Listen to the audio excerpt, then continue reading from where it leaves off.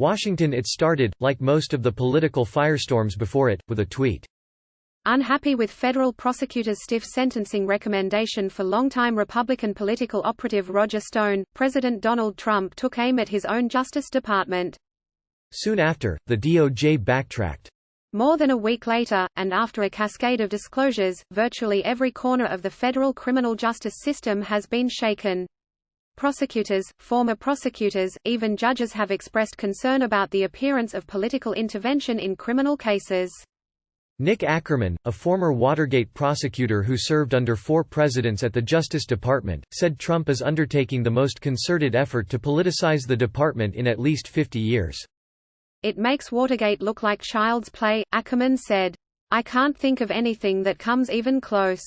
Attorney General William Barr has asserted he reversed course on Stone's sentence before Trump's angry tweet, but the unusually public disagreement about the appropriate punishment for a close friend of the president has set off alarms inside and outside the government. Hours after the Justice Department announced it would rescind the sentencing recommendation, the entire prosecution team quit in protest, sending a shiver from Washington to some of the Justice Department's most far-flung outposts.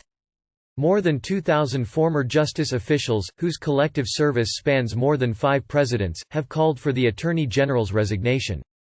The anxiety has seeped into the traditionally impenetrable chambers of federal judges, some of whom have been called out by Trump for their handling of politically sensitive cases. And Trump has not let up.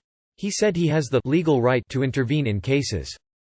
Tuesday, he issued pardons and commuted sentences of high-profile people whose crimes are similar to the ones his allies have been convicted of. Wednesday, Trump returned to his grievance that the DOJ had targeted his presidential campaign. His actions have cast a shadow over the ornate, fifth-floor suite where Barr, according to a person familiar with his thinking, has weighed resigning. The Justice Department said late Tuesday he has no plans to quit. Among the public, there seems to be a lack of appreciation for just how serious a crisis we're in right now as far as a democracy, said Bruce Udolph, former chief of the Justice Department's Public Integrity Section. He also served as associate independent counsel during the Clinton Whitewater investigation. Udolph said Trump's constant meddling is infuriating and nobody's stopping it. In an internal email to the staff last week, Los Angeles U.S. Attorney Nicola Hanna apparently sought to bolster the sagging spirits of an office rattled by events rapidly unspooling more than 2,600 miles away. The short message, in which Hanna expressed pride in the work of the attorneys and staffers assigned to the vast LA office, did not directly refer to the Stone case and other prosecutions that have drawn scrutiny. But a person familiar with the email said the timing was clearly a response to the mood and the atmosphere in the office following last week's abrupt withdrawal of 4 prosecutors who had recommended Stone serve 7 to 9 years in prison. The 67-year-old longtime GOP operative was found guilty in November of lying to Congress and obstructing the Russia investigation to protect Trump and his presidential campaign. There was a pretty high level of angst, anger and disappointment, said the person, who is not authorized to comment publicly. The anxiety in Los Angeles has largely abated, but staffers in other offices, including Washington, described similar concerns that ebbed somewhat last week after Barr, in an ABC News interview, urged Trump to stop the tweeting about the Justice Department and pending criminal cases. I am not going to be bullied or influenced by anybody, whether it's Congress, a newspaper editorial board or the president, Barr said in the interview. I'm gonna do what I think is right. I cannot do my job here at the department with a constant background commentary that undercuts me. Barr appeared to emphasize the break with Trump on Friday when the Justice Department announced prosecutors would not pursue criminal charges against former FBI Deputy Director Andrew McCabe in a long-standing leak investigation. But fresh worry emerged hours later when it came to light that Barr had appointed an outside prosecutor to review the case of former Trump National Security Advisor Michael Flynn, who is awaiting sentencing in federal court after pleading guilty to lying to the FBI. The review is expected to evaluate complaints raised by the retired Army General's defense team about the government's tactics and unsubstantiated allegations of misconduct, a person familiar with the matter has said. A longtime staffer at Justice Department headquarters said some colleagues were taken aback by news of the Flynn review, a day after Barr appeared to defend the department against political influence. Yet another measure of how much the intervention in the Stone case had roiled rank-and-file prosecutors came in an unusual statement last week from the National Association of Assistant United States Attorneys. The group, regarded as the Bar Association for the country's federal prosecutors, said government lawyers in the Stone case properly exercised their discretion to recommend a sentence. Recommendations on sentencing should be developed by the career prosecutors assigned to a particular case and their supervisors in the U.S. Attorney's Office, the group said. These recommendations are, and should be, made impartially and without the political influence of elected officials. Defender-in-chief, with DOJ's intervention in Roger Stone case, William Barr cements his role as Trump's ally. Throughout the Trump administration, former Justice Department officials have not been shy about airing their grievances with the president and their former agency. Last spring, hundreds of federal prosecutors signed a petition declaring that Trump, if not for Justice Department policy that prohibits the prosecution of a sitting president, would have been charged with obstruction of justice based on evidence gathered in special counsel Robert Mueller's investigation. The group's conclusion sharply differed with Barr, who concluded that Mueller's team had not offered sufficient evidence to support such a case. The whipsaw of events last week, however, triggered the most dramatic backlash yet when more than 2,000 former justice officials, whose service spans decades of Republican and Democratic leadership, called on Barr to resign, asserting that his handling of the Stone case had openly and repeatedly flouted the principle of equal justice.